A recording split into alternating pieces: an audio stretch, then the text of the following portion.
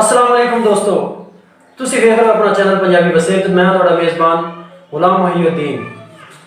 ਹਮੇਸ਼ਾ ਦੀ ਤਰ੍ਹਾਂ ਅੱਜ ਇੱਕ ਨਵੀਂ ਵੀਡੀਓ ਦੇ ਨਾਲ ਤੁਹਾਡੇ ਨਾਲ ਹਾਜ਼ਰ ਹਾਂ ਤੇ ਅੱਜ ਸਾਡੇ ਨਾਲ ਮੌਜੂਦ ਨੇ ਜਨਾਬ ਅਜ਼ਹਰ ਫਰੀਦ ਨਾਸਰ ਸਾਹਿਬ, ਜਿਨ੍ਹਾਂ ਨੇ ਪਿਛਲੇ ਦਿਨਾਂ 'ਚ ਆਲ ਪੰਜਾਬ ਮੁਕਾਬਲੇ ਦੇ ਵਿੱਚ ਆਰਫ ਵਾਲੇ ਦੀ ਸਰਜ਼ਮੀਨ ਤੋਂ ਮੋਟਰਸਾਈਕਲ ਅਵਾਰਡ ਦੇ ਤੌਰ ਤੇ ਹਾਸਲ ਕੀਤੀ।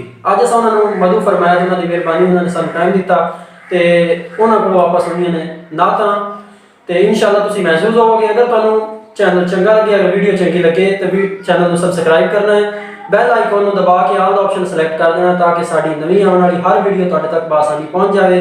तो अगर वीडियो चंगी लगे तो वीडियो लाइक करना है, कमेंट करना है तो अपने दोस्तों नाल शेयर करना है ताकि दूसरे दोस्त भी सुन के ते महसूस हो सकें। आओ सुनते हैं अज़हर फरीद नासर साहब को नात। जी अज़हर फरीद साहब।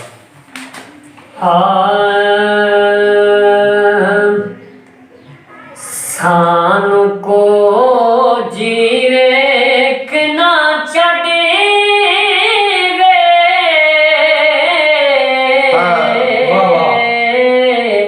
सानू को जी वेखना छड़े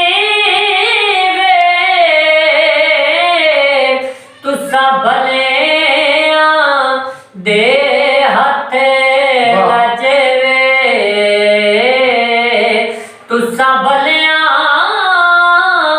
दे हथ लजे। क्या कहना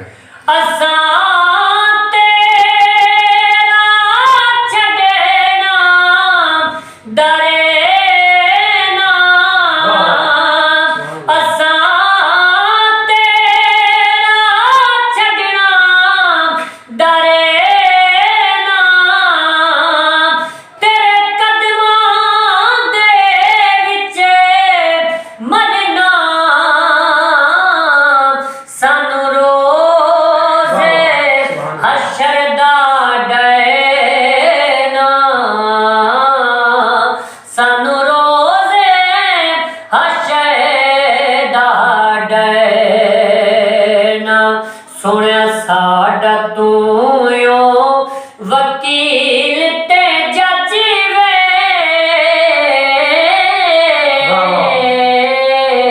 साडा तू यो वकील ते जज वे तुसा भले दे हाथ लजे तुसा भले